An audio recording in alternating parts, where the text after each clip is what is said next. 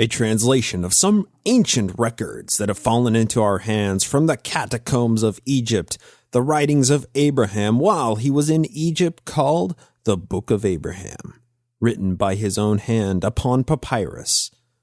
Times and Seasons, Volume 3, page 704. I am Ryan McKnight. I'm Cara Santa Maria. I am Christopher Smith. Hi, I'm Andrew Torres. This is Naked Mormonism, the Serial Mormon History Podcast.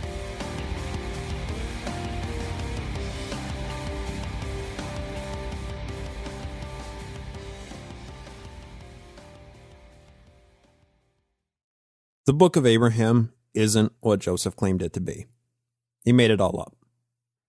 The Egyptian papyri Joe, quote-unquote, translated the Book of Abraham from have absolutely nothing to do with the contents of the Book of Abraham. He got every single thing wrong. The Book of Abraham is one of the few remaining low-hanging fruits of Joseph Smith's history that we have yet to pick in our timeline, and I just said everything that needs to be said about it. The Book of Abraham proves that Joseph Smith could just make stuff up and people would buy into it. If he used his prophetic abilities to bring the Book of Abraham to the world, it proves beyond a shadow of a doubt that he was a false prophet. Now that we're in the Nauvoo years, some of the seeds we've planted over the past 3.5 years of this podcast are beginning to mature. Episode 33, Ancient Papyri and Joe Tappandat Fanny. That's when we discussed the church's acquisition of the Egyptian Antiquities, which became what we're going to cover today. So if you want some background, I'd recommend going and listening to episode 33. With that out of the way, it bears mentioning before we begin, studying the Book of Abraham has been really fun, okay? There's so much information about it, and people have been arguing about its merits for well over a century and a half. Some actions have been taken which consequently destroyed any wiggle room the church has when it comes to defending the book and its veracity, and we'll be discussing that at length. For such a seemingly small aspect of Mormon history and doctrine, the Book of Abraham is a surprisingly dense topic. We're going to spend the main segments of 3 episodes covering it in the typical granular detail you've come to expect from yours truly, in hopes of leaving no stone unturned. These 3 episodes will cover the physical, spiritual, and logical aspects of this quirky little piece of Mormon scripture, respectively. This episode, the physical aspect, will cover the culture and academia of Egyptology, which led to the papyri themselves coming into the possession of Joseph Smith and the church. Now, history is nothing without context, so we'll attempt to put the Book of Abraham and the Egyptian collection into the context of the world for the past 200 years. We'll continue to follow the line of possession of the Antiquities collection after Joe's death in 1844 and how it came into the possession of the Brighamite sect in the late 1960s. Episode 2 of our deconstruction will be the spiritual aspect. It's going to be focused on the actual content of the Book of Abraham. If it was merely a creation of Joe's mind, from what sources did he get the information? How does the Book of Abraham impact Mormon doctrine and theology? Is it official scripture, and how does it really affect the modern church today? Then episode 3 in this trilogy will be covering the logical aspect, and that may be the most fun for some of us. That's when we'll cover the evidence for and against the Book of Abraham, as well as the apologetic defenses provided to reconcile belief in it, given the mountain of available debunking evidence. In episode 3, I'll sincerely try my best to present the other side in a way which concisely and accurately represents the defenses for the Book of Abraham, and we'll see if there's any line of logic which holds water. So, let's dive right in with episode 1 of the Book of Abraham, the physical aspect. Let's put the historical context right in front of us to get us in the right frame of mind for our examination of the Egyptian Antiquities collection, which came to be the Book of Abraham. A question can't help but come to mind when we think of Joseph Smith and the Book of Abraham. What is it about Egyptian that so deeply captivated Joseph Smith? The seminal Book of Mormon that kicked off the entire religion was supposedly written on gold plates in reformed Egyptian, written by ancient Jews who populated the American continent. Why wouldn't the plates be written in ancient Hebrew, as was the Torah? Apologetic answers exist to explain this discrepancy, that Lehi was, likely a wealthy merchant who frequently traveled to Egypt to buy and sell goods, and he must have had a working knowledge of the spoken and written language of Egyptian in order to operate his business. Thus, the language of the Lamanites and the Nephites descended from Egyptian, but there's no evidence to substantiate this claim. It's pure apologetics. Let's look at the issue through a naturalistic lens. In order to shed skeptical light on Mormonism, we need to view it as a product of 19th century Protestantism, with dozens of other schools of thought, philosophy, magic, mesmerism, masonry, Kabbalah, and the list goes on, peppered into the mix in order to add the spice and flavor to make it something completely unique.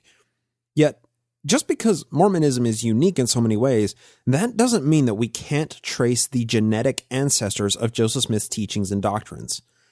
With enough of these genetic markers, we might even be able to extrapolate conclusions to some extent.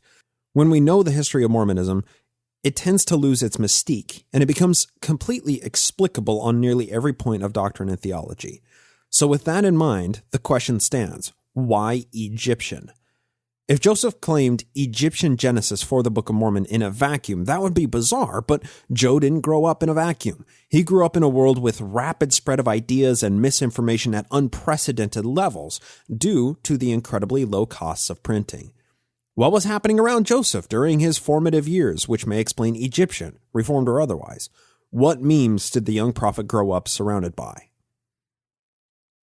European conquests in Africa and America didn't mature in isolation from each other.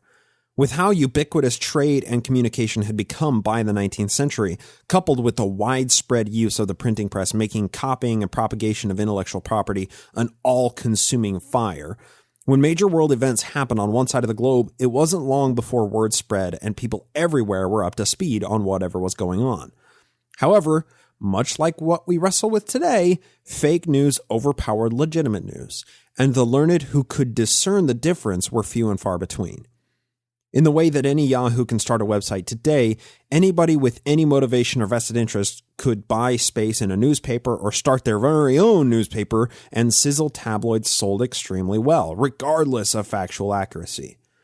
There was a particular fascination with Egypt in the early 19th century. We'll get into some aspects of that fascination and the motivations behind it momentarily, but let's first examine the primary catalyzing event which led to this increased fascination. So let's walk back to the turn of the 19th century and the beginning of the Napoleonic era. Historians often focus on the military or leadership traits of Napoleon Bonaparte, as he was significantly ahead of his time when it came to strategy and tactics and dictatorial politics. By any reasonable interpretation, Napoleon's tyrannical tendencies and incredible battle prowess are frequently the focus when studying him, often overshadowing many of his other achievements and interests. But Napoleon was a polymath, and fantastically intelligent and a constant seeker of knowledge. His military campaign in Egypt, coupled with his victory in Austria, exhibited to the French populace and government that he was a young commander who was going places, and he could be trusted to bring France there with him. In May of 1798, Napoleon, with 38,000 troops, crossed the Mediterranean Sea and landed in Egypt to begin a powerful shock and awe campaign against the Ottoman Egyptians, in an effort to control the Suez Canal, and thus control all trade between the Mediterranean Sea and the Indian Ocean. One aspect of this military campaign, which was eventually crushed by the superior British Navy, is how much digging in the dirt Napoleon's troops did. For lack of better words, Napoleon's troops essentially blitzkrieged the northern districts of Egypt. I know that word wasn't invented at the time, but they just did the shock and awe campaign, and they overtook the banks on the Nile on land and immediately commenced efforts to discover what mysteries lay beneath the Egyptian sands. There was a small market for such antiquities from the height of the pre-Ottoman Egyptian Empire, making this endeavor just as much business as it was academic. On July 1st, 1798, that's when Napoleon Bonaparte and his troops landed in Alexandria, Egypt, and eventually made their way to a small village named Rashid, or in English, Rosetta. Napoleon's forces had a peanut butter effect. The problem is it started with this massive slab of troops, but as the campaign continued to progress and continued to conquer more territory in Egypt, his forces became spread thinner and thinner, making them vulnerable to the British Navy attacking at any of the available weaknesses. However, this did mean that many of his troops were left to occupy territory that was already conquered. And let's face it, digging in the dirt, that's a great pastime. So Napoleon's troops in Rosetta unearthed a massive 50-ton stone with writing on it, which would come to be known by academics as the Rosetta Stone. The Rosetta Stone was a governmental decree. It was inscribed for King Ptolemy V in 196 BCE in 3 different languages. The top of the stone is written in ancient Egyptian hieroglyphics. The middle text is Egyptian Demotic text. The bottom is ancient Greek. The discovery of the Rosetta Stone was crucial, and it unlocked the history of Egypt for Western historians and scholars. Greek was understood and well studied, primarily by Bible scholars. Egyptian, however, remained elusive to scholars until the discovery of the Rosetta Stone and the ensuing debates among scholars who immediately began deciphering ancient Egyptian. The Rosetta Stone and many other discoveries by Napoleon's troops spawned the field of Egyptology in Western studies. Egypt was a great white unicorn for academia until these discoveries. With the headlines and popular media reporting on the discoveries and the British retaking those discoveries after Napoleon was defeated on the Egyptian coastlines, Egyptian antiquities and artifacts became something of a meme in early 19th century culture. This meme consequently ignited a fervor of pseudo-history surrounding ancient Egyptian culture and the Rosetta Stone. What could it possibly mean? People toiled with what the inscriptions on the stone could possibly be translated to, and what all of the ancient Egyptian mysteries could mean. Many non-historians and non-archaeologists were fascinated by ancient Egypt and all of the mysteries, and the Rosetta Stone became publicly known as the legend by which to understand the ancient mysteries. From 1802 to 1822, debates raged about the proper decipherment of the ancient Egyptian language. Newspapers across Western societies published articles covering the debates among scholars and historians of antiquity as linguists toiled with mapping ancient Egyptian to the ancient Greek text included in the Rosetta Stone. A couple of the frontrunners in the decipherment process eventually emerged. One, Thomas Young, and a younger, more energetic scholar, Jean-François Champollion. And let me just say, please excuse my pronunciation of everything for these 3 episodes with the French and with the Egyptian. It's terrible. I don't speak French. I don't speak ancient Egyptian. So you're just going to have to bear with me, and my apologies in advance. So Champollion and Thomas Young went back and forth on the proper way to decipher ancient Egyptian by using the known ancient Greek and juxtaposing it with the hieroglyphics and demotic scripts. And finally, in 1824, Jean-François Champollion published Précis. Précis detailed the phonetic and ideographic signs of ancient Egyptian languages, which essentially created an alphabetic translation of ancient Egyptian.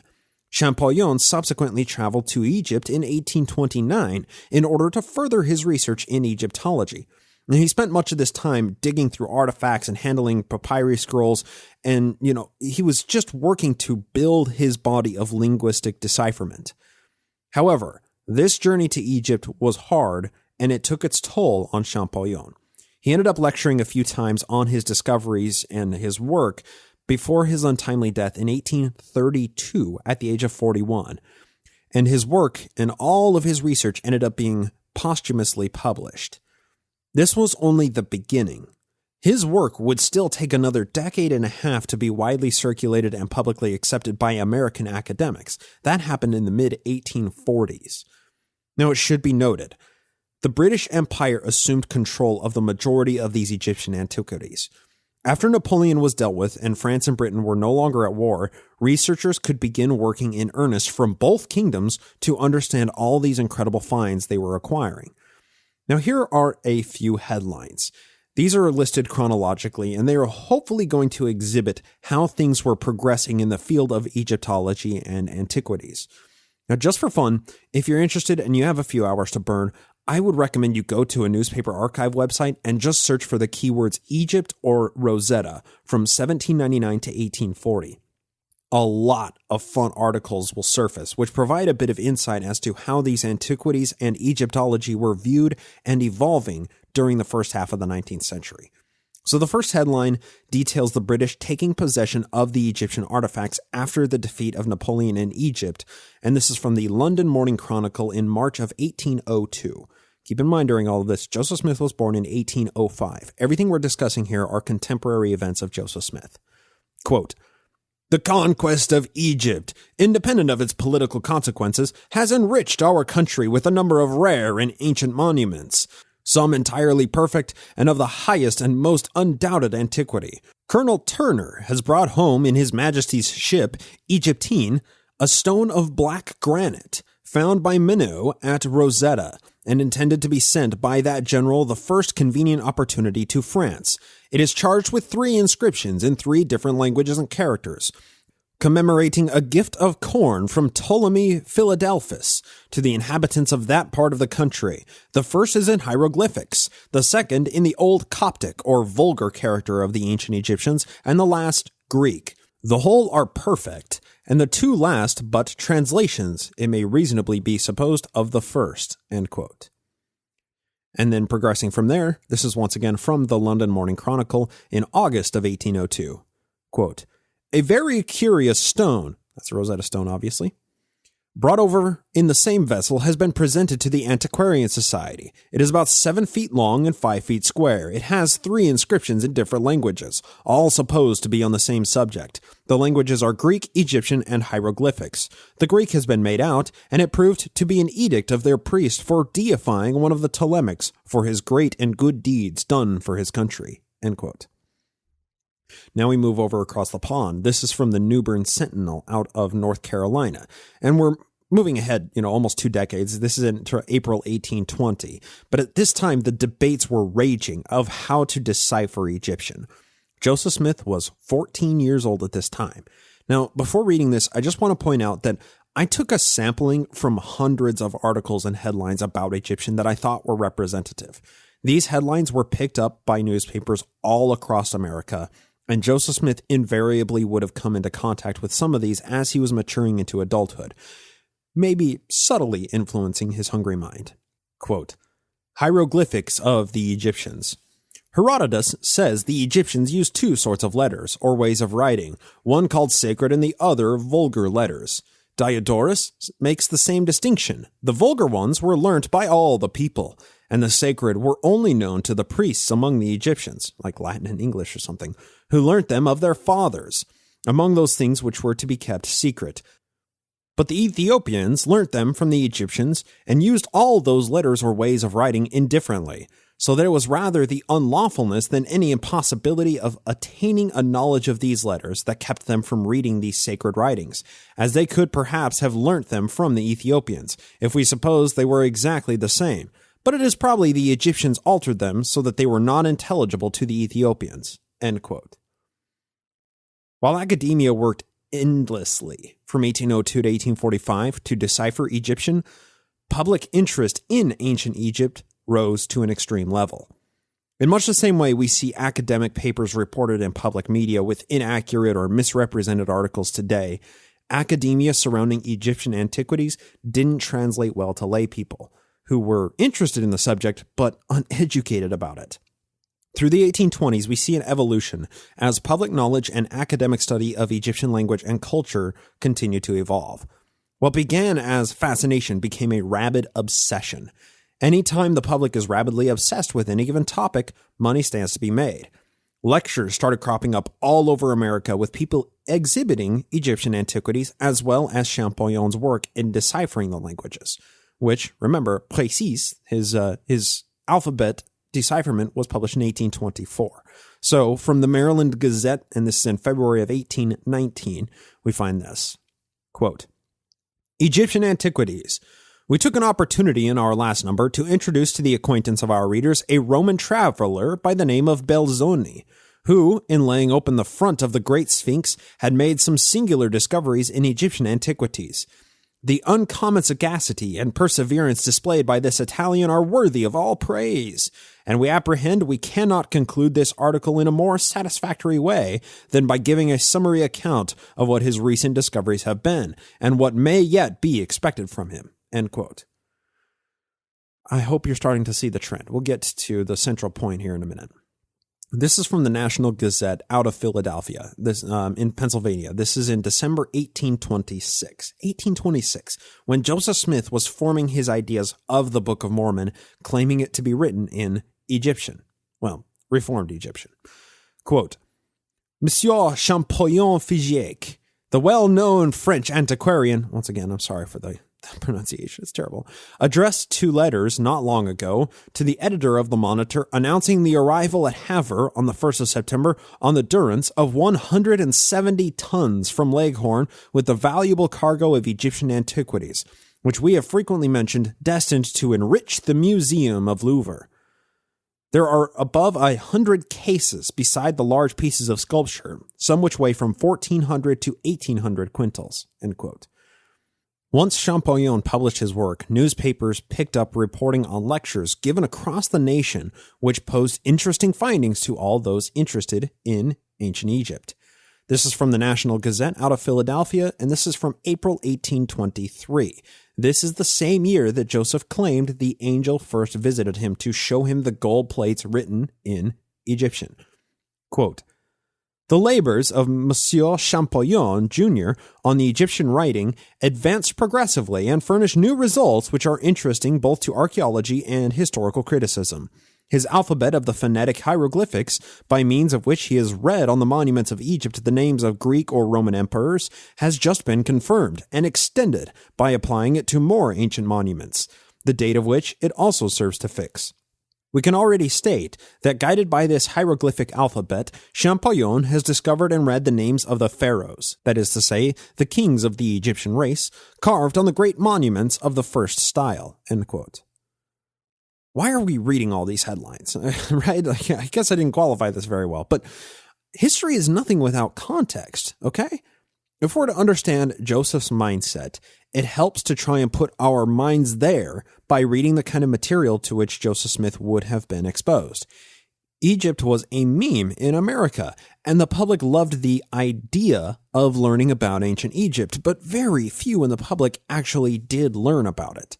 I mean, how often do you get in a conversation about astronomy, quantum physics, history, philosophy, and any other of these massive fields of study as a layperson with another layperson? I would hedge a guess that most of those conversations would be scoffed at by people who are actually learned in each of their respective fields. But it's still fun to have the conversations among lay people, right? The same was the case when it came to Joseph Smith and his friends chewing the fat about the newest discoveries coming from the field of Egyptology, although none of them were actually learned in the subject. Something that's interesting is a new market emerged. This is from the National Gazette out of Philadelphia, reprinting an article from Boston in February of 1826. Quote, "Egyptian Antiquities, for sale." Of course, for sale. "Just received from Egypt via Gibraltar by the brig Newcastle. 4 mummies, 1 with double sarcophagus, extremely rich in hieroglyphics, 6 embalmed animals, 1 Isis containing a mummy, pedestal, and bas relief, 12 stone tableaux or gravestones with engravings, one of which has some Greek characters, 1 statue of the god Osiris, together with a large collection of articles of great antiquity.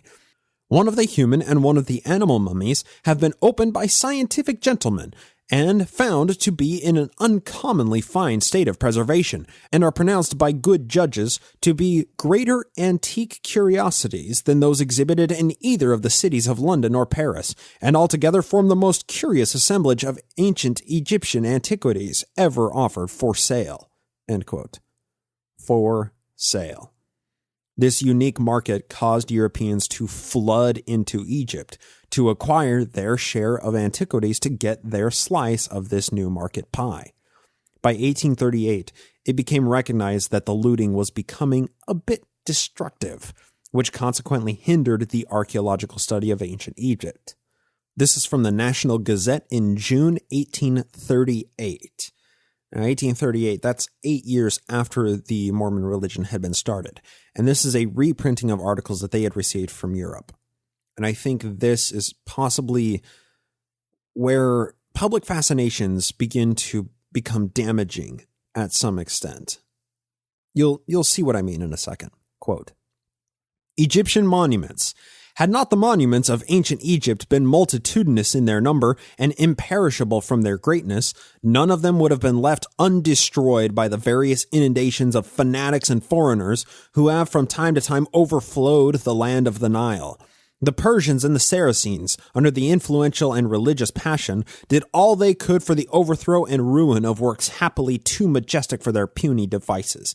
And since invading armies have left the gorgeous ruins in peace, hordes of European travelers have been doing their best to annihilate what 30 and 40 centuries have spared. There is scarcely a pillar or temple or monument which some hand or other has not been busy damaging. The beautiful tomb of Osiris, which Belzoni laid open, is already near a heap of ruins. No man has been more a ruthless ravager than Champollion himself, with all his pretended respect for Egyptian antiquity and professed services to hieroglyphic learning. For one traveler who has visited Egypt to unravel and to honor the venerable records of her solemn history, 100 have come to defile and deface them. End quote. Archaeology in Egypt continued to accelerate, and various antiquities, hordes of them, made their way to Europe and to America, and were exhibited in community gathering areas like churches, universities, and, as we read earlier, sold to collectors. An entire industry arose through the early 1800s in America and other Western societies of traders making their way back and forth across the Atlantic to buy and sell Egyptian antiquities. Antiquities such as papyri, mummies, statues, and other physical artifacts, and anything else from the ancient world quickly rose in price for exhibition and purchase, further fueling the public interest in ancient Egyptian culture. This is the world into which Joseph Smith was born and matured and founded the Mormon religion. Every one of those headlines covered from 1802 to 1838. Joseph was born in 1805. He started the church in 1830 and died in 1844. Joseph claimed the Book of Mormon had been written on gold plates in Reformed Egyptian. When we consider the realm into which Joe became the founding prophet of Mormonism, a number of aspects of Mormon history, doctrine, and theology seem to come into focus. In Early Mormonism and the Magic Worldview, D. Michael Quinn discusses the influence of this culture's collective fascination with Egypt influencing Joseph and the entire Smith family. This is from page 194 of, once again, Early Mormonism and the Magic Worldview. Quote, according to the occult traditions of the early 1800s, persons with magic experience were the most appropriate interpreters of the Egyptian hieroglyphics, identified with the Book of Mormon. It stated that the original text was in Reformed Egyptian. See Mormon chapter 9, verse 32. In 1829, former scribe Martin Harris used both hieroglyphics and characters to describe the original text of the book. Smith later used Egyptian characters and hieroglyphics to describe the Book of Mormon language. The conventional Anglo-American view was that Egyptian characters and hieroglyphics were occult symbols invented by Hermes Trismegistus, the father of the ancient occult sciences. This even appeared in encyclopedias, one of which was on sale in Joseph Smith's neighborhood. In 1811, New York edition of Adam Clarke's popular commentary on the Bible observed that the word magicians may probably mean no more than interpreters of abstruse and difficult subjects, and especially of the Egyptian hieroglyphics, an art which is now entirely lost. All of that was a direct quote from Clarke's commentary. Clarke's commentary was on sale near Smith's home. In American editions of 1823 and 1827, Jan's Biblical Archaeology mentioned the magicians Jannes and Jambres as being among, quote, those who were skilled in the interpretation of hieroglyphical characters, end quote. Back to Quinn. At some point, Joseph Smith read John's book because he quoted it as editor of a church publication. Even scholars of the early 1800s implied that a background such as Joseph Jr.'s experience as a treasure seer and diviner was qualification for the mystic decipherment of Egyptian characters. This was prior to the impact of Champollion's discoveries about Egyptian language, end quote. Joseph Smith was the perfect fit to be the quote-unquote translator of ancient Egyptian or Reformed Egyptian. Quinn continues from later on in the same chapter, quote, "Things Egyptian were of special interest in Joseph Smith's neighborhood as of June 1827. From late June through early July, an Egyptian mummy was on display in 6 nearby communities, including Canandaigua, only 9 miles from Smith's home." From an article, quote, "This mummy was taken from a catacomb at Thebes on the River Nile in Upper Egypt," Canandaigua's newspaper announced.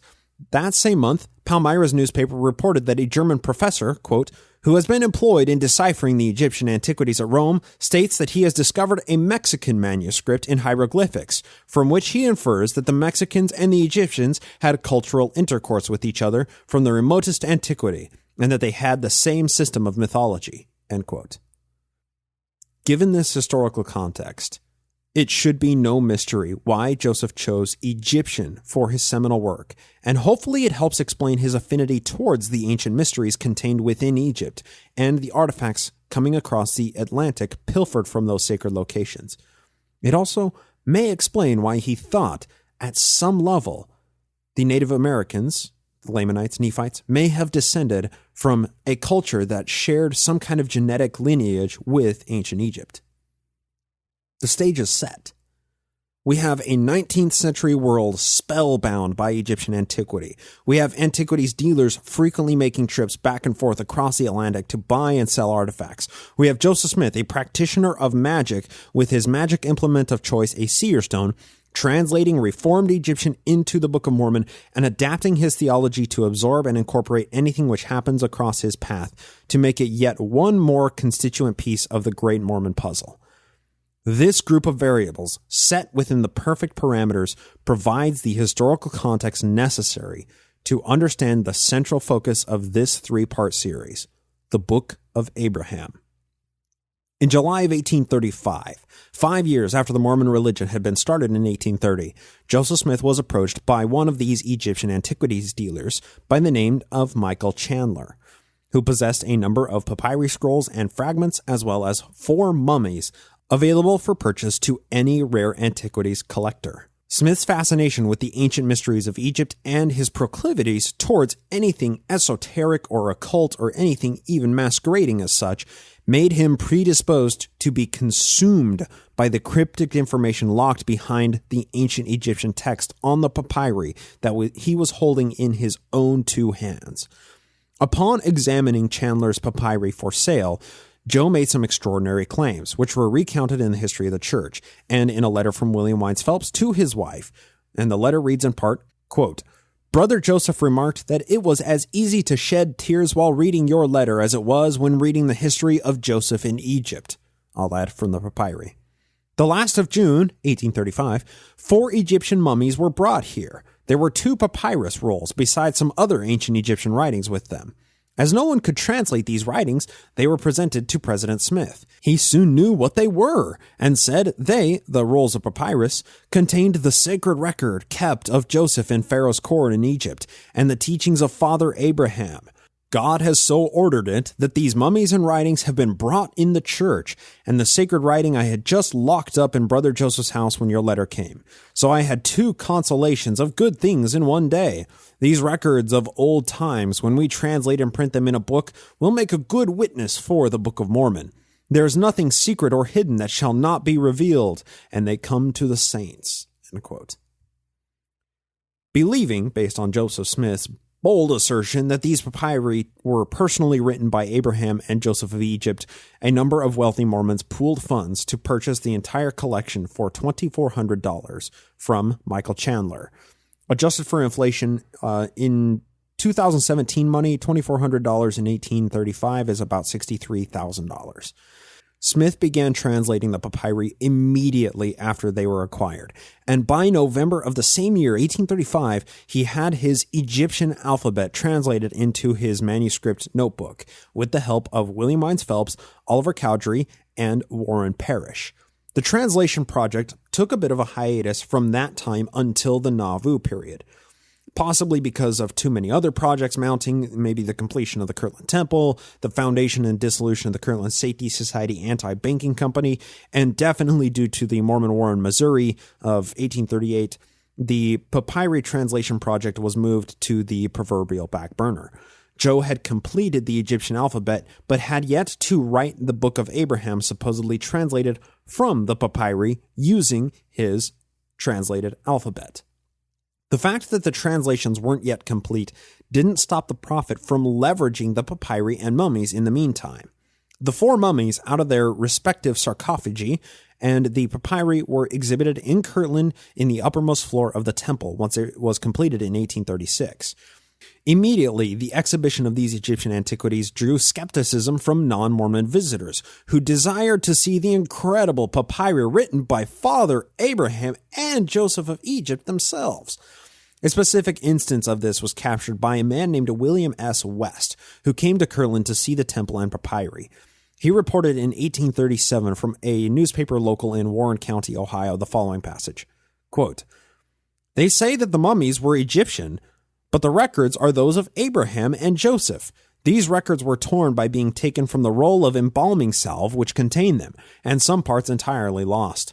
But Smith is to translate the whole by divine inspiration, and that which is lost, like Nebuchadnezzar's dream, can be interpreted as well as that which is preserved.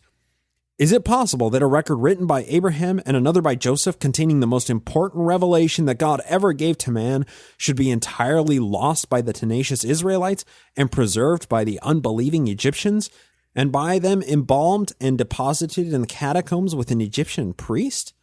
I venture to say, no, it is not possible. It is more likely that the records are those of the Egyptians." End quote.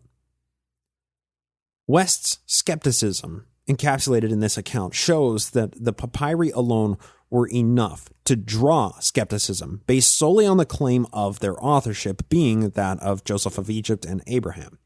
Without even seeing the published text of the Book of Abraham, certain people, years before it was published, were able to dismiss the claims of Joseph Smith as nothing more than humbuggery.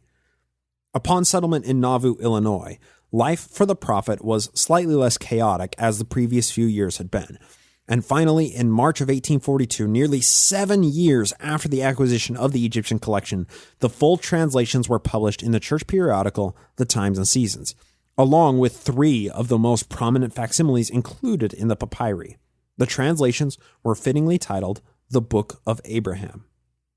Upon publishing the so-called translation, the collection was once again exhibited in Nauvoo to anyone with a few shekels to spare. It is worth noting that by the time that Joe was exhibiting these mummies and papyri to visitors, public interest had significantly waned compared to 15 years prior when he was mentally forming the contents of the Book of Mormon. You know, where a person could make a fair bit of change traveling the country and exhibiting such antiquities in the 1810s and 20s, the fuel which brought out the crowds had all but been consumed. If Joe viewed the papyri and mummies as a money-making venture, he was more than a decade behind the market. Everybody had already done it. The exhibits in Kirtland and Nauvoo were also not bandied about the country. It was a standing exhibition. After the translation was published, there was the added appeal that the papyri were exhibited along with their respective translations, but the spell which once bound the public had largely been broken by the burgeoning popularization of Champollion's work. Now, the line of possession of this Egyptian Antiquities collection is rather fascinating. The majority of it currently resides in the LDS Church archives in Utah, but they didn't gain possession of the papyri until 120 years after Bloody Brigham Young dragged the saints out to Utah in 1847.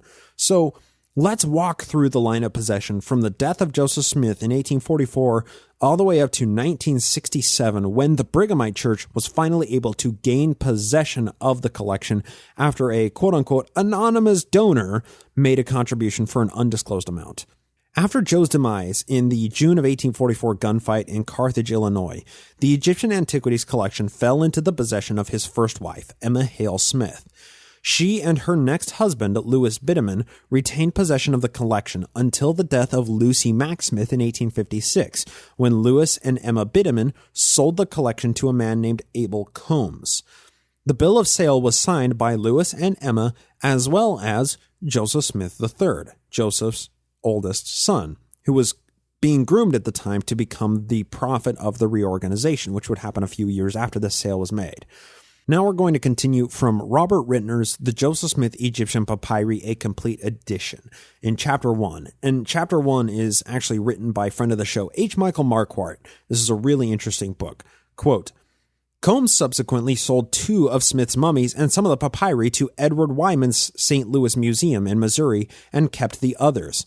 When the museum placed some of the items on display in 1856, Gustav Seyfarth, a visiting professor at the Concordia Seminary in St. Louis County, who had studied Egyptian, also read the name of the person for whom facsimile number 3 had been made. Now quoting Seyfarth, the papyrus roll is not a record, but an invocation to the deity Osiris, in which occurs the name of the person, Horus, and a picture of the attendant spirits, introducing the dead to the judge Osiris, end quote.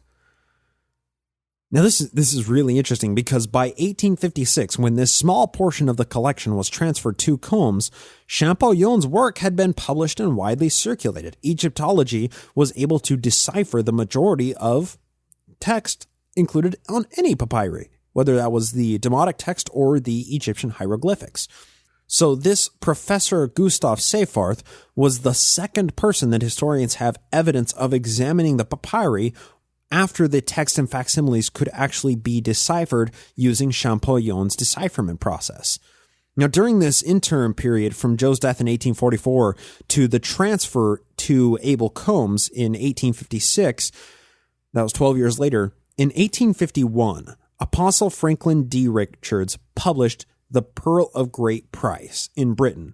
Now, the Pearl of Great Price is a piece of Mormon canon which includes the Book of Abraham among a few other texts, and they would be canonized at a later time. So, 1844, Joseph Smith dies. 1851, Franklin D. Richards publishes the Pearl of Great Price, including the Book of Abraham. 1856 is when the papyri collection was transferred to Abel Combs. The first person that historians have evidence for examining the papyri with a skeptical eye comes from around the same time as this Professor Seyfarth examined the collection. This guy was named Theodule de Veria, and he was a student of Egyptology who worked at the Louvre Museum in Paris, and he published this quote in 1860. Quote, the deceased led by Ma into the presence of Osiris. His name is Horus, as may be seen in the prayer which is at the bottom of the picture, and which is addressed to the divinities of the 4 cardinal points. End quote. Now this is continuing on from Rittner's Joseph Smith Egyptian Papyri. Quote, De Veria was thus the first to observe that what Joseph Smith had published as facsimile from the Book of Abraham was actually an ancient funeral illustration for a deceased Egyptian man named Horus. End quote. 1856. This quote was published in 1860. That was the first time that somebody who knew how to decipher ancient Egyptian looked at the Joseph Smith papyri and said, this is not what is included in the Book of Abraham. This is a funerary text from, somewhere around 150 BCE. It's really odd. As soon as the scientific method was introduced to this provably false claim, we see that 2 independent observers came to the same conclusion in separate instances. Both these independent observers claimed the Book of Abraham papyri to be something completely different than what faithful Mormons claimed it to be. Now, either both of these Egyptologists were working with a flawed data set, Champollion's work in the entire field of Egyptology, or the faithful Mormons who had no knowledge of Egyptology made a false claim. Both of those propositions are plausible. Which one is more probable? The papyri which Combs purchased were merely the papyrus of Amenhotep and the original facsimiles number 2 and 3, and 2 of the 4 mummies. Now, this is just a small portion of the Joseph Smith papyri collection, and it was sold to a man named Joseph H. Wood, who owned a museum in Chicago. Now, the Great Chicago Fire of 1871 likely consumed these 2 mummies and these 3 papyri fragments. It was thought for quite some time that it was actually the entirety of the Joseph Smith collection which was consumed in this, and for another half century, historians considered the entire Joseph Smith papyri collection lost forever. During this time, the Pearl of Great Price underwent a revision and a second edition printing in 1878 by the Brighamite Church. For this printing, they curiously removed the passage in the introduction to the Book of Abraham which said, purporting to be, before written in the hand of Abraham and Joseph of Egypt. Now, they removed purporting to be, which means that it just is written in the hand of Abraham and Joseph of Egypt. The claim, when they removed purporting to be, they consequently removed any wiggle room that they had as an apologetic line of defense that the papyri merely claimed to be written by Abraham. It is very interesting. 1878, they removed that purporting to be passage. And to drive this nail further into the Brighamite LDS coffin, they voted in 1880, 2 years after the second edition of the Pearl of Great Price was published, after Bloody Brigham Young's death, to canonize the Bible, the Book of Mormon, the Doctrine and Covenants, and the Pearl of Great Price. That vote officially designated these 4 books to be Mormon scripture. This unanimous vote, along with the removed passage from the heading of the Book of Abraham, that purporting to be passage, that made it significantly harder to walk back when contrary evidence was raised by skeptical scientists and critics against the historicity of the Book of Abraham. And that evidence was really beginning to mount nearing the end of the 19th century. However, this evidence could largely be ignored, as it was commonly believed the only surviving information from the original papyri were the printed facsimiles included in the Book of Abraham. Without the rest of the papyri collection, there was always room to claim that the facsimiles themselves may have been mistranslated, but the Book of Abraham was taken from those fragments which are no longer extant, supposed to have been destroyed in the Chicago fire. However, a significant development occurred in 1918. As it turned out, Abel Combs, the guy who had originally purchased the collection from Emma and Louis Bideman, had actually retained a significant portion of the collection in his own private possession, along with the bill of sale proving the authenticity of the collection. Now, this is continuing on from Rittner's book, The Joseph Smith Papyri Collection. Quote, after Combs' death in 1892, these items passed to his nurse, Charlotte Bennick Weaver. The papyri and the bill of sale eventually ended up in the possession of Weaver's daughter, Alice Combs Weaver Husser, who approached the Metropolitan Museum of Art in New York City in 1918. At the time, the museum was not interested in acquiring the materials. Almost 3 decades later, however, the museum revisited its decision and purchased the papyri artifacts in 1947 from Edward Husser, Alice's widower. End quote. Then, in 1966, a University of Utah researcher named Aziz S. Antia, who was a Coptic studies scholar, was pilfering through the papyri collections in the New York Metropolitan Museum of Art and discovered a few of the original Joseph Smith papyri. The researcher recognized facsimile 1 of the iconic Abraham being sacrificed on the table by the idolatrous priest of Elkanah that was pasted on a board for structural support.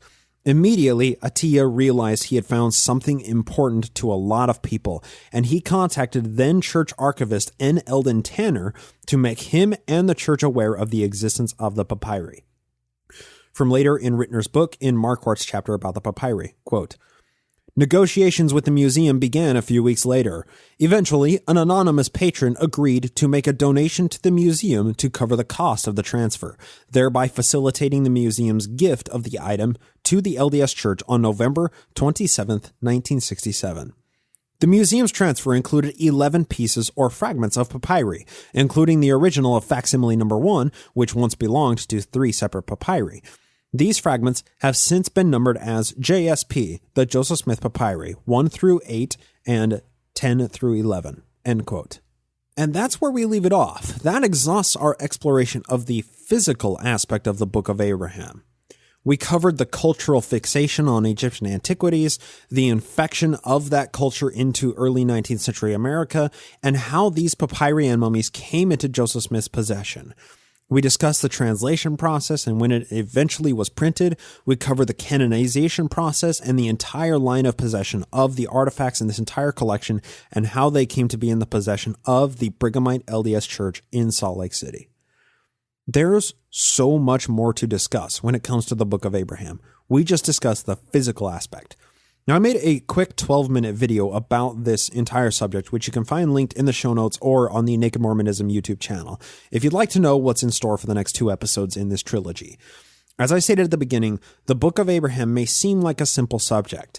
The papyri in the Book of Abraham don't match up in translation, so Joseph Smith must have made it all up, and we're done here. But the deeper you dive into the historicity of this book, the more fascinating it becomes. There's a massive body of work behind this book coming from both sides of the belief spectrum, and it's really fun to dive into. So I hope you'll find this continued deep dive just as fascinating as my little hamster brain has found it as we continue to progress. And I'm going to recommend picking up Rittner's book. It's titled The Joseph Smith Egyptian Papyri, a Complete Collection, if you want to dive deeper along with me. The book is extremely accessible, even though it gets into some fairly deep Egyptological subjects, and it puts the whole Book of Abraham into surprisingly concise context. So there we go, part 1 of the Book of Abraham. When we come back from the break, we'll have friend of the show and a token Australian Jake Farr-Wharton on to talk about the Protect LDS Children movement making waves in the Outback. Stay tuned.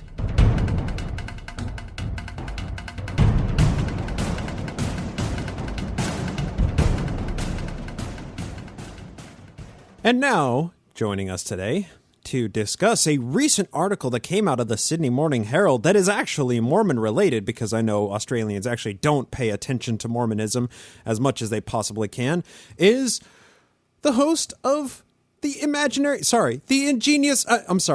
iFriends show, Jake Farr-Wharton. Yay, you got there. How you doing, Jake? I'm good. I'm just Bryce. I'm just so well. I'm just so well. You sound something? Oh, sure. good. Yeah. Well, we're gonna go with well. Yeah. Convincing.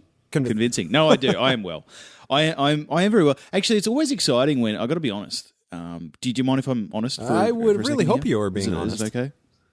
Can I step inside the no spin zone? All right, here we go. So, yeah, look, I'm always excited when we get a bit of religious news in Australia because there's not too much. Well, actually, there is a royal commission into institutionalized sex abuse that's just recently concluded.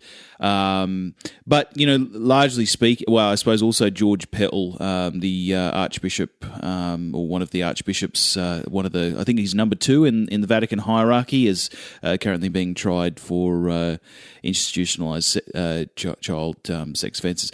But we're always excited when we do see. Well, actually, we also got recently a plebiscite into same-sex marriage that was largely the against side was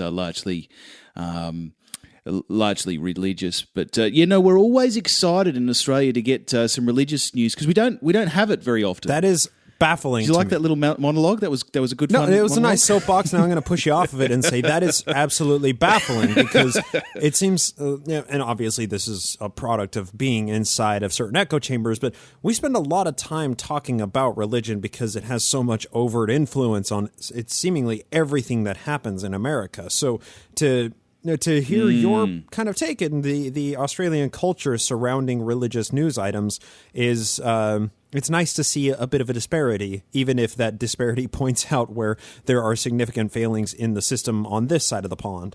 So, but that's okay though. It's okay for America not to be the greatest. How dare at you? Everything, you're the greatest in steel manufacturing. You're the greatest in making cars. Greatest in mass shootings. Consumer electronics. Yep.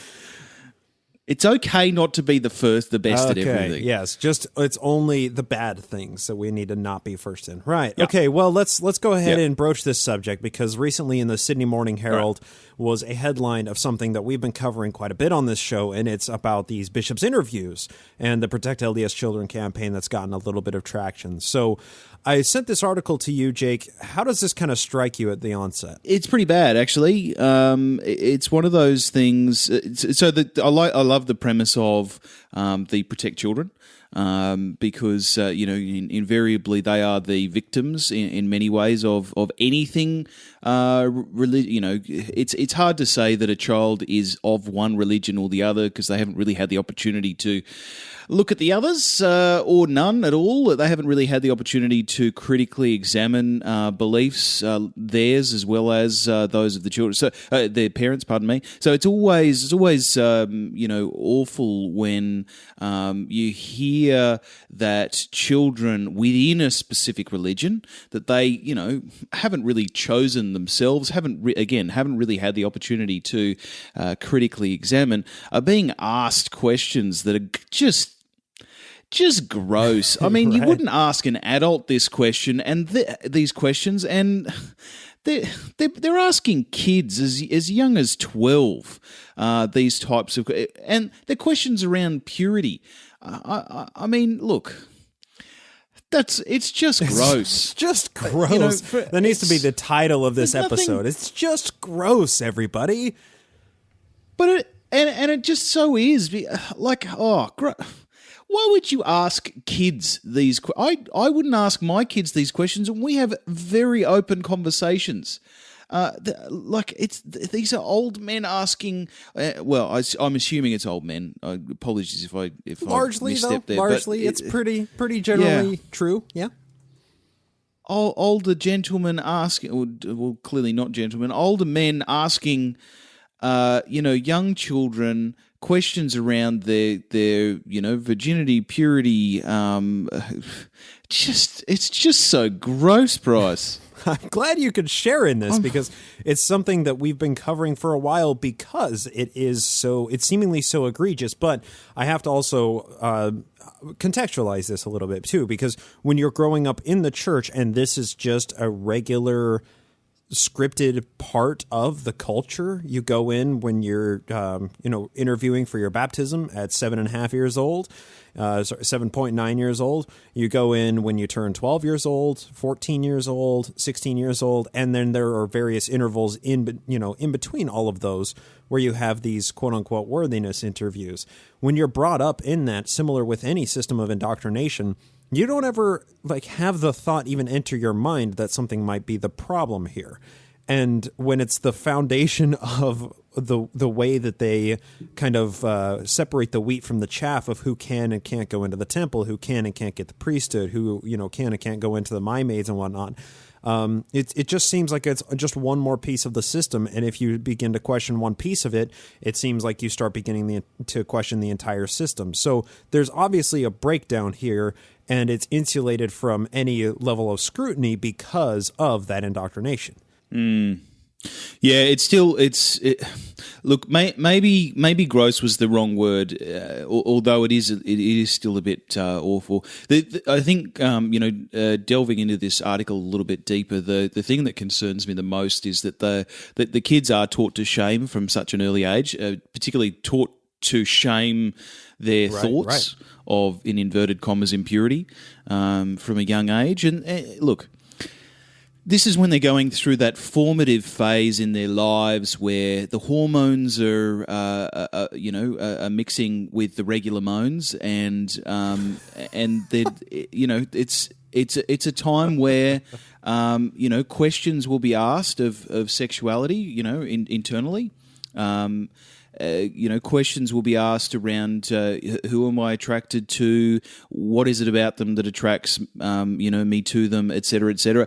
And the fact that they are asked from such an early age suggests that they're for want of a better term, being groomed to answer these questions honestly when they do come into their hormones and do come into sort of their adolescence, so that when they do answer genuinely, hey, I've had this thought about this particular person. I think they look a bit of all right. I smelt their hair, and their hair smelt like daisies that's and weird. rainbows and all of those sorts of things. And then to be shamed for that thought sets up again, we're talking about 12-year-old kids here that might, for the first time, see somebody that they like. They get a little bit of a twinkle in their eye, and then they're told by, this person in the church's hierarchy, somebody that, again, from an early age, they're taught to trust, to listen to, and to take the advice of, that their thoughts are wrong. Yeah. Sorry, bro. What you thought, that little thing in your head that popped in there, that is, in essence, you personified, it's wrong. Yeah. And Not cool. The way that this was couched during the actual Protect LDS Children rally in Salt Lake City, there was a sex psychologist, I believe was his credentials, Mark Malin, Dr. Mark Malin, that gave up and gave a speech about the difference between covert and overt sex abuse. So the covert is where you are brought into a system that teaches you to be ashamed of these feelings. And it's particularly egregious for people who are gay in the church, because they are taught that they really don't have a place, that their place is either abstinence or, being in a marriage with somebody of the opposite sex and not being sexually or physically attracted to their partner for the rest of their lives. And eventually, when they get to heaven, of course, God will lift the curse of same-sex attraction from them. It creates this really disturbing culture and this fear and loathing of one's own sexual desires that can't be ignored. But there's also the overt sexual abuse, and that's where we have bishops who are actually pedophiles or ephebophiles who are, committing sexual assault in, behind these closed doors in the church, or they are using their position of authority in order to groom children to abuse them at a later time or something to that effect. So there's the overt and the covert, and what you spoke on, of course, is the covert side. But there's also there's more focus on the overt side right now, because we have stories like McKenna Denson coming out. We have this story out of West Virginia that was fairly recent of these bishops or these stake presidents or whoever that are actually committing the sexual assaults themselves. And that can't be ignored either, but it's all part of this same problem. And I think the central problem is how the church views sexuality. Not just sexuality, but power. True, yeah.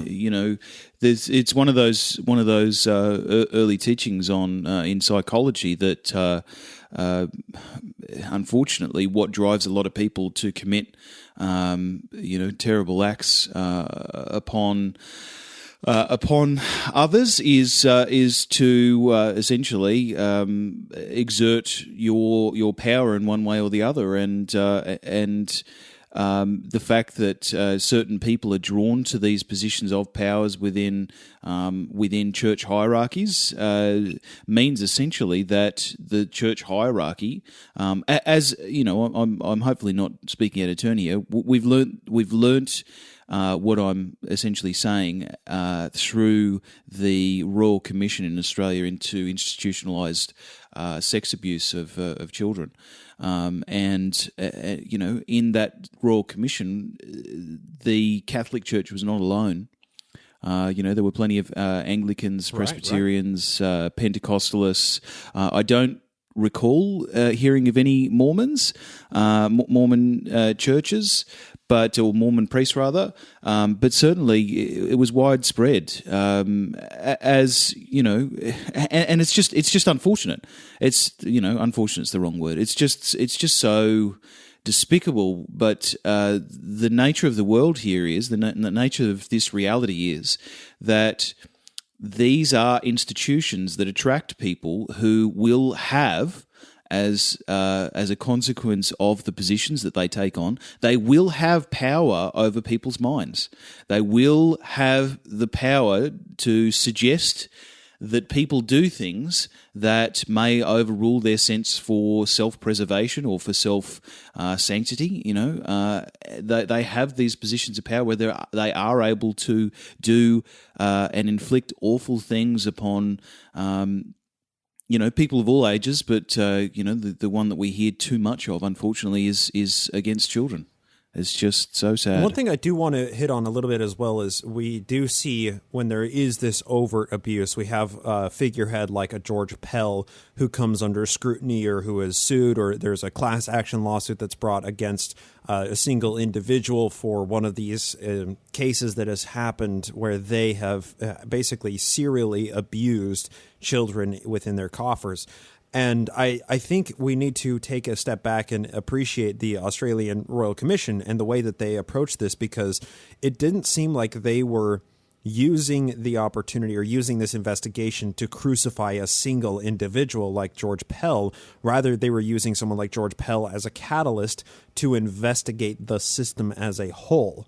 Because there are bad actors within the system, but the system of the power that religions are wielding in this sphere is broken at its foundation. And if we continue to just put single individuals up on trial and sue them into oblivion or throw them behind bars, that's going to mitigate a tiny bit of the damage, but the underlying problem still exists. And I think, taking a Royal Commission study that overlooks multiple religions where this seems to be an underlying factor in so many of them, it provides a lot more data that we can go on as opposed to just examining the actions of one individual within the religious elite. Well, this is actually the cool thing about the Royal Commission is it wasn't into one individual or one church. George Pell is actually a victim of the end of the Royal Commission, essentially. Depositions that were given throughout the throughout the proceedings of the Royal Commission have resulted in him having to answer to questions. Not so much. I don't know that there are any accusations of overt sexual abuse on his part, more that he had knowledge of these things occurring while he was in a position of leadership, and the old Catholic Church story did nothing about it and instead shuffled the priests around so that they could go on to reoffend. And that is, to me, that is one of the most important things to come out of the Royal Commission. Not just, obviously, it is incredibly important that we hold awful people accountable for the awful things that they do. But one of those awful things that is often overlooked, and it's perhaps because there are no easy laws to tie such crimes to, and of course you have to prove that somebody is guilty of collusion in these cases. But that was a long-winded way to say one of my favourite things to have come out of, one of the most important things to come out of the Royal Commission, is this case around George Pell of being complicit in not acting against, not handing over these crimes against children to police, to authorities, so that they can be dealt with. That to me is brilliant, because we hear about this so much all around the world, that these similar cases of priest shuffling occur, and nothing is done about them. The people, even worse, the people the people become popes. The previous Pope Ratzinger. Sorry, he wasn't the Pope Ratzinger, but that was his former name. I can't remember. Benedict XVI, I think it was. Yeah. He was one of those priests that while a bishop or while an archbishop in Germany shuffled priests around who were doing just awful things to kids. So that's, soapbox done. But it was just, again, it's such an important thing to have come out of this Royal Commission. It's unfortunate that other countries don't have access to the same type of institutional, I suppose, inquiries or systems of inquiry. Of course, you can lodge large class actions against religion in America, but you won't have access to the type of Royal Commission. I'd be interested to hear what sort of things America could do to form some form of very similar inquiry into the same thing. It would be interesting to see how that would play out, but you said it yourself. The problem is so often is it has to come down to one individual who is able to garner enough public support, raising a lawsuit or, trying to cobble together enough people into a class action lawsuit against one of these organizations. And that's only the one individual against the one organization. And of course, hardly ever do these cases actually go to litigation. I mean, more often than not, I mean, upwards of like 95, 96% of the time, they're just settled. And the people sign non-disclosure agreements.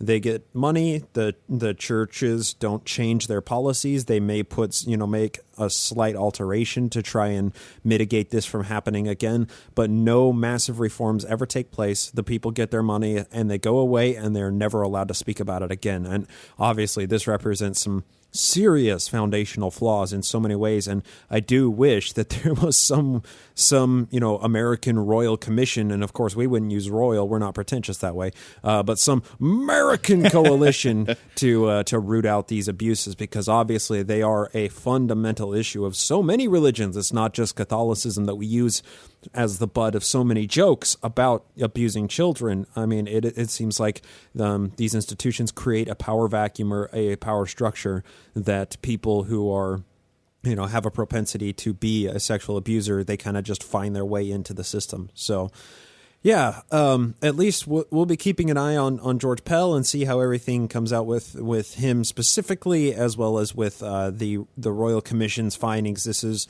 I think, one large step in the right direction. If one first world country can put together a massive case against religious sex abuse, maybe other first world countries can follow suit. We'll see. Fingers crossed. Well, first of all, Bryce, thank you very much for referring to Australia as a first world country. I may be the first person to ever do that. I'm terribly mistaken, though. Well, of course, Jake, I want to give you an opportunity. Where can people find you and your online presence and everything, your lovely Australian voice coming into their ear holes? Yeah, well, look, if you want to get me deep down in your oral canals, please do feel welcome to find me on iTunes and other podcasting iDevice related things as under the show iFriends, if you're so inclined. But thank Absolutely. you very much. And also I'll plug, you do a monthly segment with Thomas Smith, Jake News, if I'm not mistaken. I do for patrons only. Certainly, if you support the show, either myself or Thomas's show, we do. I'll correct you there, Bryce. We do a fortnightly show called Jake News. Fortnightly show where we look at fake news from around the globe. I should say that quite a lot of that fake news that we look at is Australian or American, but it's always interesting to see the way that Australia and America have similarities as much as we have differences. So it is a tremendously fun show to do with Thomas, and I'm sure that all of your listeners would enjoy it. Absolutely, also. highly recommended. It's one of my favorite segments, or one of my favorite shows to listen to. And I say segments because you guys never top out at more than about 20 minutes or so. So it's great for just like a commute or for walking around the block or whatever the case is. I really enjoy it quite a lot, and I enjoy coming onto your show so frequently. It's been far too long before I invited you on to come onto this show, even though I've kind of I've prowled around your show far too many times. So, oh yeah, look, that disgusts me. Don't get me wrong. I'm fully thoroughly disgusted by that. But yeah, I mean, look, you're not the worst culprit, I would say, Bryce. But the second dish it worst. out. Let's hear it. Who's the worst? Oh, you know what? I'm going to start. Okay, here we go. Podcast war. You ready? Okay. Are you ready? Callie frickin' right. Dropped the bomb. Yep. We're just going to let that sit there. Yeah, it's actually one of the most fun things to do nowadays. Whenever I have Callie on the show, is to razz her about the fact that I think I think very, very long ago, in the very first weeks of her show, I came onto her show to talk about something in Australia with my former co-host Nick Morganmore, and she's not had me back since. So either I did so poorly or Nick did so poorly. We've disgusted her so badly in one way or the other, but it's always fun to razz Callie about the fact that there seems to be a bit of disparity here, Callie. There seems to be a little bit of disparity here. Don't worry, though. There are some people that Callie never invites onto her show, so at least you got on there once. So, ouch. Jake, thanks for joining me, man. No, my absolute pleasure, of course.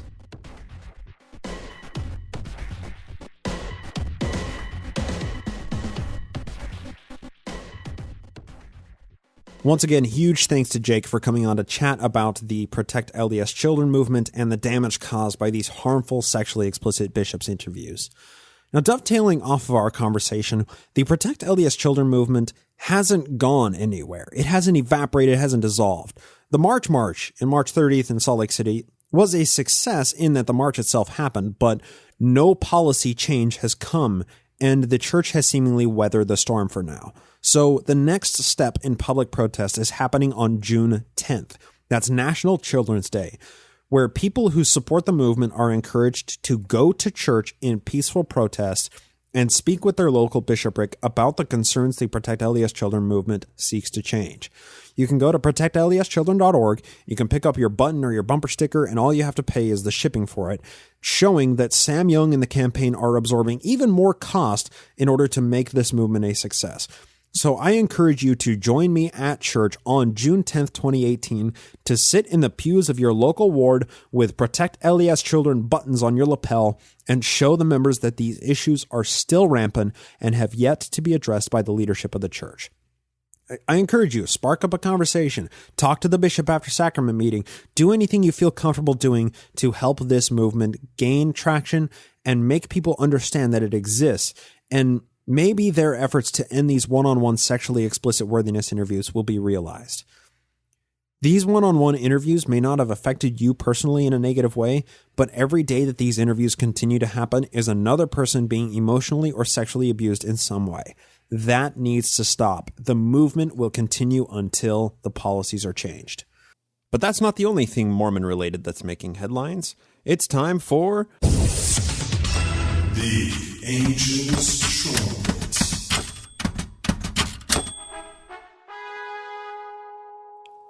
From Mormon-newsroom.org, that hyphen is important, President Nelson meets with NAACP, offers apology for history of racism.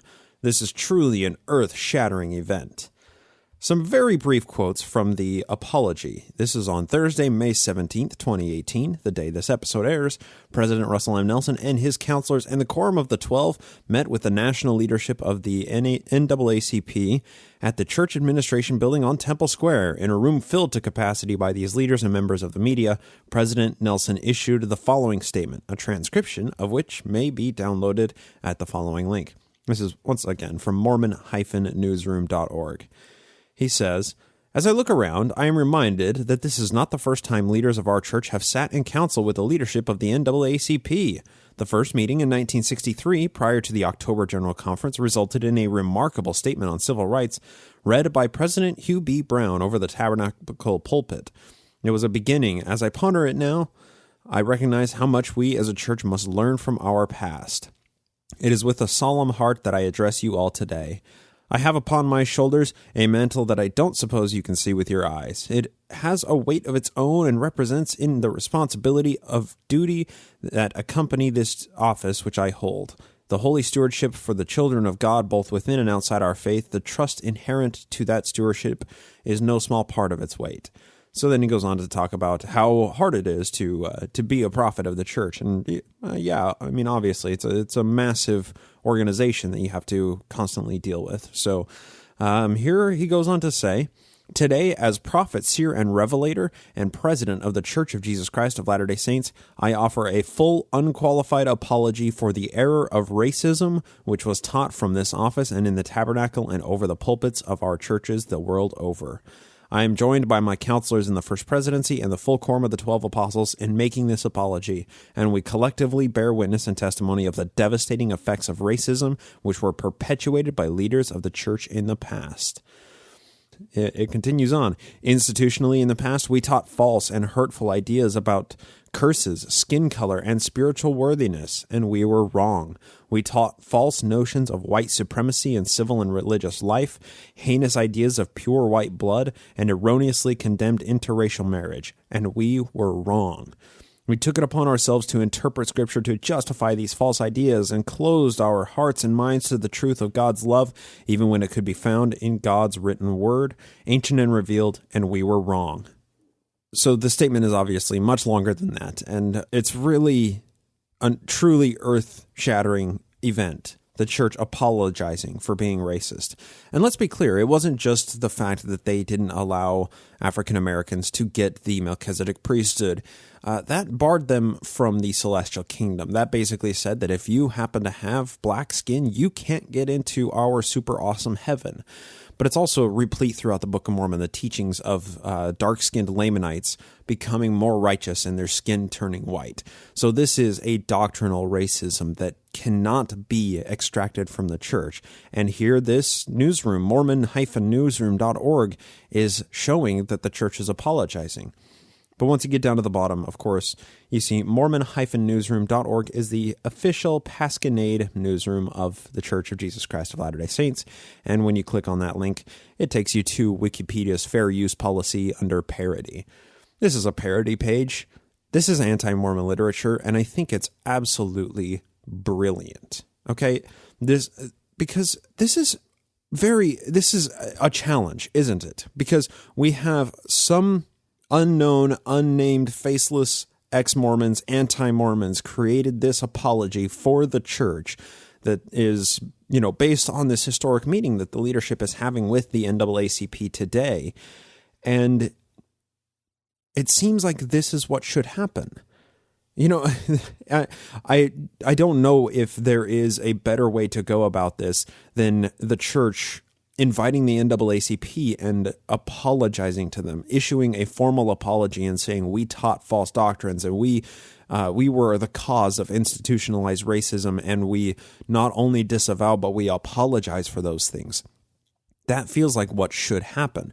But to see how this headline has been dealt with in various social media groups, seeing how people have been wrestling with this, because before people were able to catch on that it was a Poe, that this is, fake news, fake good news, I guess you could say, people were stunned.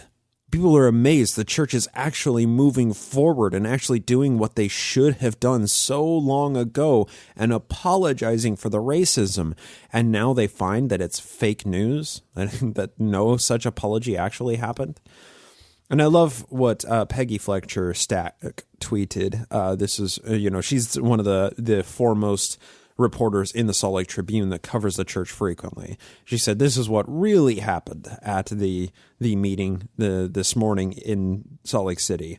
And it just said, on the 64th anniversary of the landmark Brown v. Board of Education decision, the LDS Church's governing First Presidency and top NAACP officers called on the world to, quote, demonstrate greater civility, racial and ethnic harmony, and mutual respect while eliminating prejudice of all kinds, end quote. That's what they said. This is the press release from the actual real Mormon newsroom. It says, quote, in meetings this morning, Nelson said, we have begun to explore ways such as education and humanitarian service in which our respective members and others can serve and move forward together. Now, I find a particular irony when we have the LDS Church, who has been practicing institutionalized racism and currently holds two racist doctrines and teachings in Scripture, saying that they are calling on the world to demonstrate greater civility and harmony and mutual respect and eliminate prejudice of all kinds. An extremely depends on your interpretation of whether you want to call it an extremely racist organization, but given the foundational Scripture of the church, the LDS Church is racist. And that doesn't mean that individual people within it are racist. That just means the institution itself has racist doctrines and is therefore racist. And saying that we all need to work together, and he calls on the world, it says, everybody, hey, we're going to call on you to help, us all move forward progressively and demonstrate greater civility. There is just a profound feeling of irony, and I have to say, this is not what it should be. In my opinion, the church should apologize. They owe an apology, whether the NAACP is just the church's black friend that they can bring in during this 40-year anniversary celebration of lifting the priesthood ban, and they can actually apologize on behalf of or they can apologize to the NAACP on behalf of the entire people of color community. That's a step forward. That is a step that needs to happen. It will be interesting to see how this headline is dealt with. I think the only rational solution the church has is to completely ignore this, because what do they do if they answer it? And they say Mormon-newsroom is fake news. Is the church going to call out and say, no, we didn't actually issue an apology? We don't owe black people an apology? Is the church going to sign a release and say that? I mean, that rationally speaking, they should ignore this. Morally speaking, I think they should say this Poe news site, this parody news site that crawled our website and made it look exactly like our website. They raised some good points, and we have, it's caused us to think long and hard on exactly what it is that we hold to and are past with racism. Therefore, we will be issuing an actual formal apology at our next conference and do it right. One thing that I did enjoy about this fake headline here is, here we go. So just as individual repentance is commanded by the Lord, so on and so forth, I learned as a surgeon how a wound which is not fully healed may fester, and I have come to see the principle true for our church. For us, this wound of racism has taken the form of lingering false ideas, which have remained in the hearts of both leaders and members, resulting in cultural divisions which fester below the surface. Today, I am cleansing the wound and completing that doctrinal restitution by acknowledging that there are false racist ideas which have been enshrined in our canonized scripture. And at one point in this article, it does say that the church is going to, in this fake article, it goes on to say the church is going to bring together a committee of people of, BYU professors in sociology and a number of people. Let me find it. Let me just find it real quick here.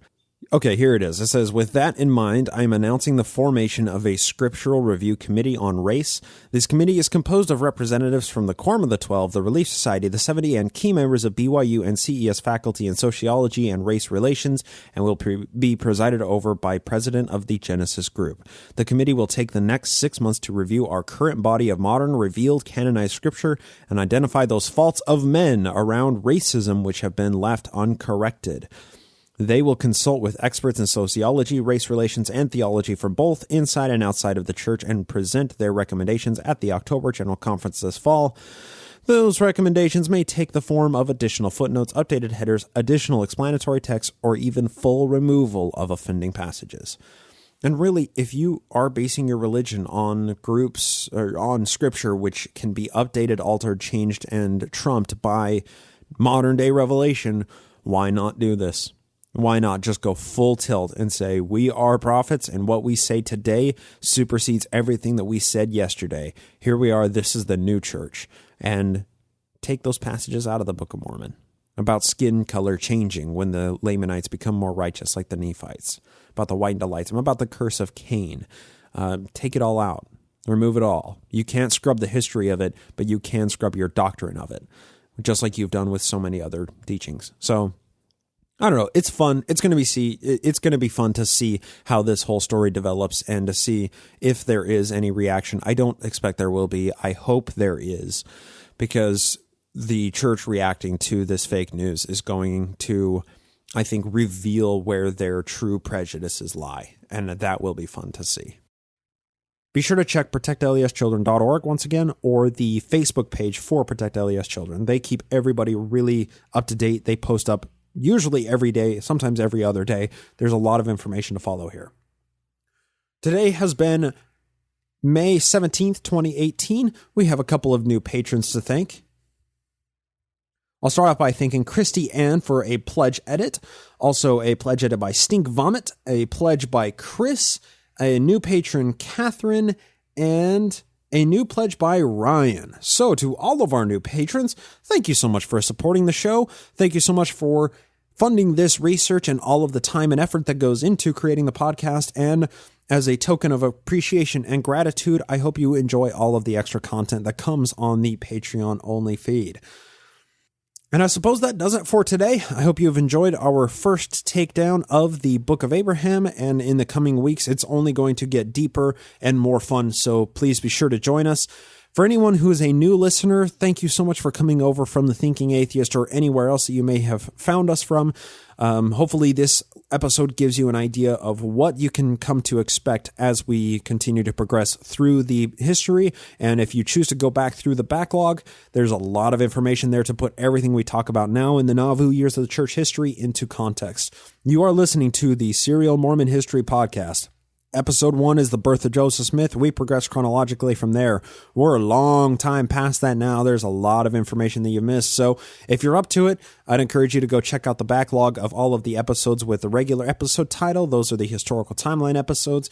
Any episodes with like special edition episodes or ex-Mormon hangouts, those aren't the historical timeline. Those are just kind of extra content episodes. But I recommend you listen to all of the episodes that have the title episode number. So with that out of the way, thank you all so much for listening. Thank you for being awesome listeners. Thank you for getting in touch on social media, Facebook and Twitter at Naked Mormonism. And if you would like to contact me directly, you can do so at nakedmormonism@gmail.com. Most importantly, thank you so much for lending me your ear. Hope to talk to you next time here on the Naked Mormonism Podcast.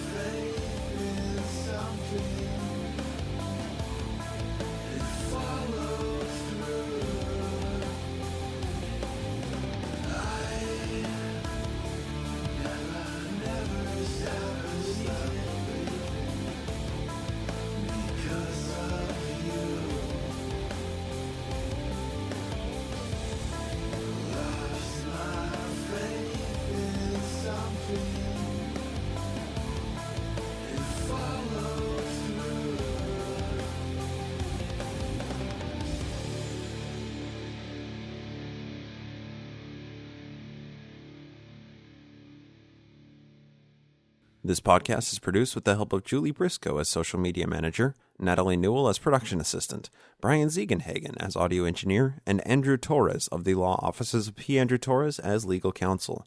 Music is provided by Jason Camo of aloststateofmind.com and used with permission. Naked Mormonism is a production of Ground Gnomes LLC, copyright 2018, all rights reserved.